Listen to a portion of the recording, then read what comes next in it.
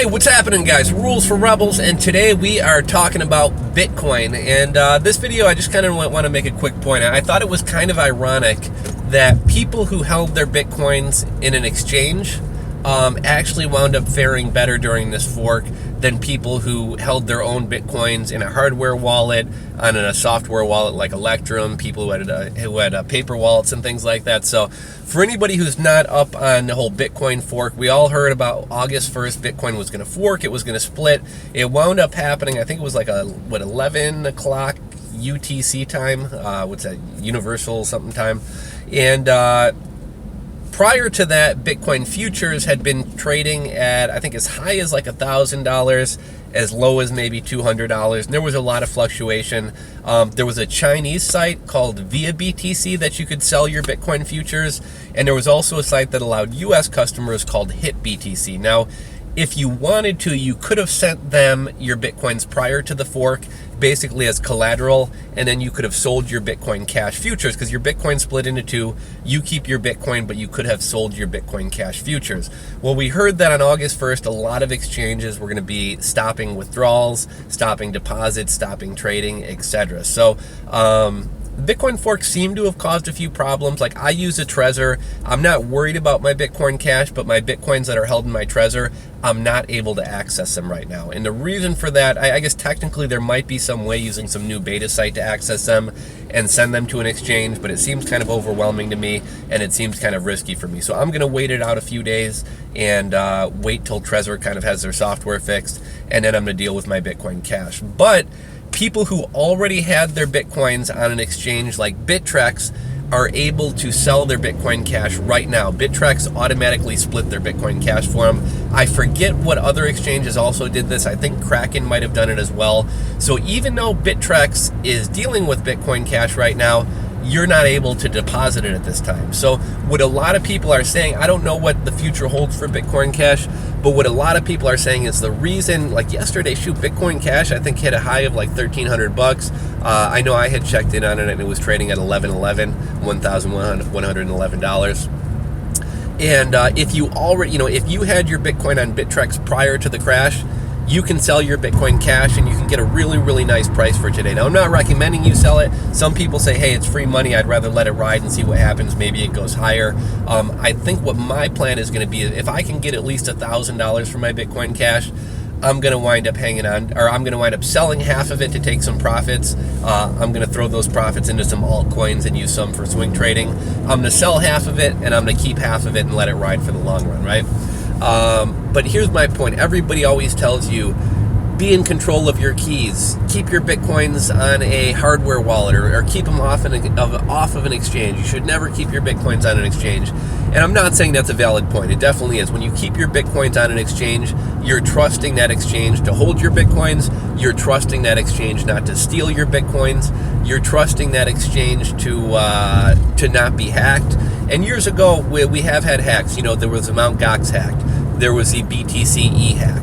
There was the Bitfinex hack. But in my opinion, and from what I know, most of these exchanges that were hacked were kind of shady exchanges. You know what I mean? Like, they didn't require your social security number or your ID. They were kind of anonymous exchanges. And if they're not following like money transmitter and KYC laws and things like that, you kind of got to wonder how reputable they are, how secure they are, etc. I personally think Bitcoin exchanges have come a long way since then. We have a company like Coinbase who is regulated federally as well as by all 50 states. They're insured. They have cold storage. You can put your Bitcoins in a wallet, in a vault, which is really secure. They now have a multi-signature vault. So when everybody's like, never store your Bitcoins on an exchange, I think that was definitely a good advice and a good point some years back, before exchanges were as advanced and as regulated as they are today. But these days, I still hold my private keys. I still think that's probably the best way to go.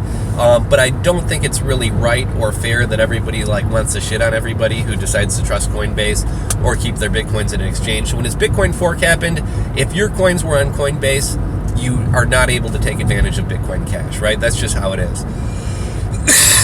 I don't think that's really a risk or anything, no, because Coinbase told us a week or two in advance, like, look, we're not going to support the we're not going to support the fork. So if you do want to take advantage of your Bitcoin Cash, move them off of our site. Then you had other exchanges like Bittrex that said, we will support it if you move your coins over to our site before July 31st. Once it splits, we will credit, you'll keep your Bitcoin and we'll also credit you with your Bitcoin Cash. So there were safe exchanges that people could have gone to. Well, the problem is, I guess I shouldn't say problem, but for those of us who are holding our own keys, like, I use a Trezor. Right now, Trezor does not have a way for me to get my Bitcoins off of Trezor. There might be some kind of beta way to do it right now, but it seems a little bit confusing and it doesn't seem that safe to me. So I'm going to wait until Trezor fixes their software and my wallet just splits the coins for me. And at that point, I'll send my Bitcoin Cash off somewhere.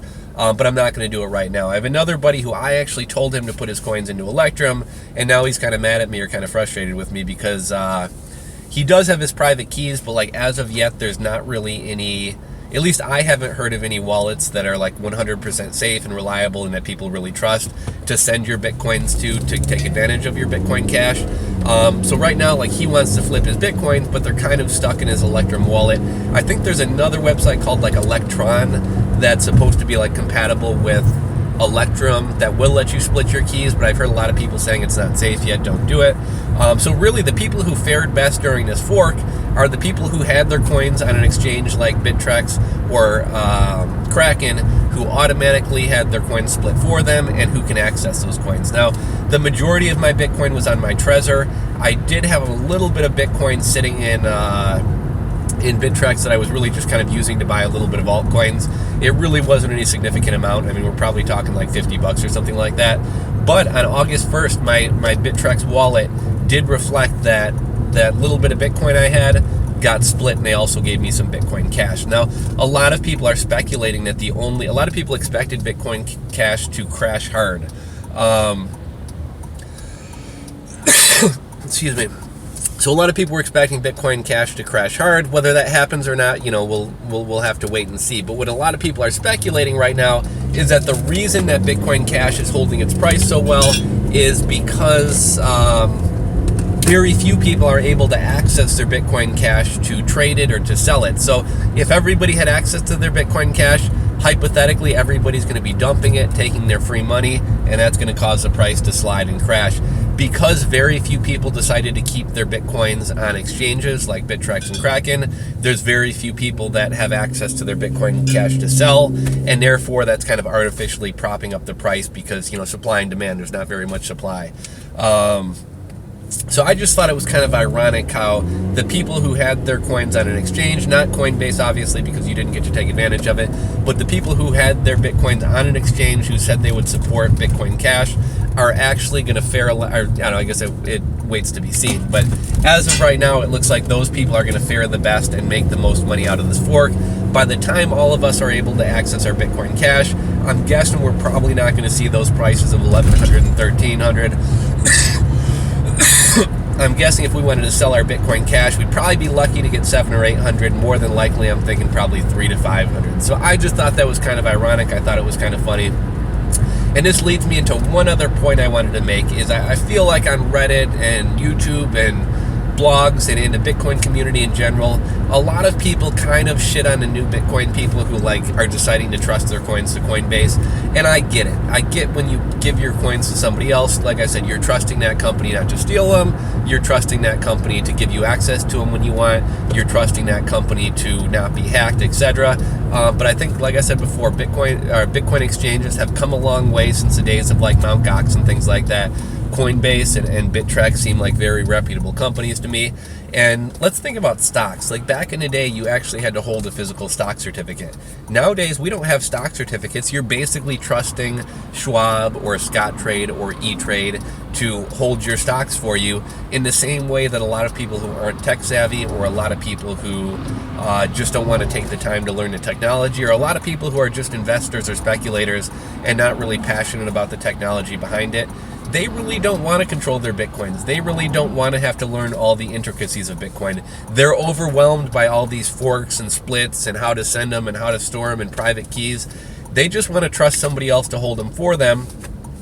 And I think if Bitcoin continues to grow and become mainstream, there's going to be a large portion or a large population of the Bitcoin community who doesn't want to store their own coins, who just wants to, the same way that we do in stocks, just wants to let a company hold them and manage them for them.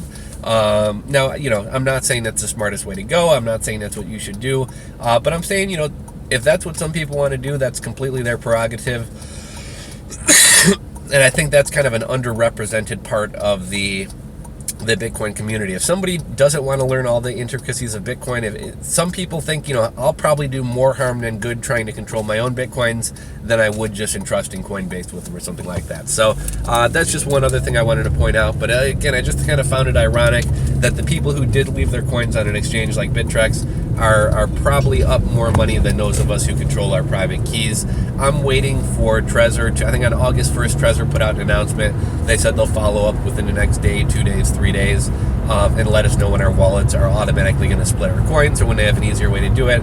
So as soon as that happens, maybe I'll make a video and let you guys know. I'll let you guys know how easy it was to split my coins. But for now, guys, I'm going to end this video. Let me know what you guys did. Those of you guys who are Bitcoiners who hold Bitcoins, what did you do leading up to the fork? Did you just leave your Bitcoins on Coinbase and say, fuck it, I'm not really that worried about my Bitcoin Cash? Maybe you waited till the last minute and couldn't get them out in time. Did you guys move them over to Electrum? Did you guys move them onto another exchange like Bittrex or Kraken? Curious to hear what you guys did. I also want to know what your guys' plans are for Bitcoin Cash. Are you going to sell them all? Are you going to keep them? Are you going to buy more? I think my plan, I made this video a couple times. I keep starting over, so I forget if I mentioned this. But here's my plan.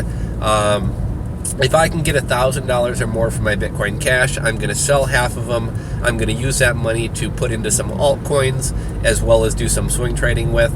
And then the other half I'm going to keep and just let it ride, and hopefully it continues to grow. Curious to hear what you guys are going to do. Thanks for watching, and I will catch you guys on the next video.